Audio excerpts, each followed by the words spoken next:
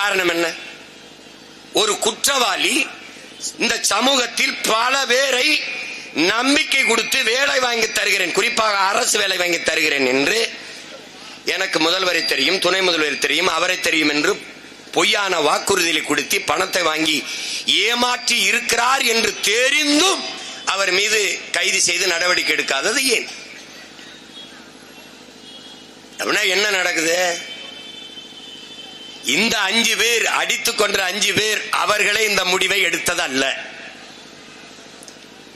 அவர்களே போய் அஜித்தை அடிச்சு விசாரிக்கணும், தண்ணீர்னு கேட்கும்போது மிளகாப்பொடியை கொடுக்கணும், பிறப்பூர்ல மிளகாப்பொடியை போட்டு சித்திரவதை செஞ்சு அவன்கிட்ட அப்படி அவங்களுக்கு அவங்க எடுத்த முடிவு அல்ல. அப்ப யாரு சொல்லி யாருடைய உத்தரவின் பெயரிலே அவர்கள் அங்கு சென்று அஜித்தை அடித்து கொலை செய்தார்கள்? இதுதான் கேள்வி.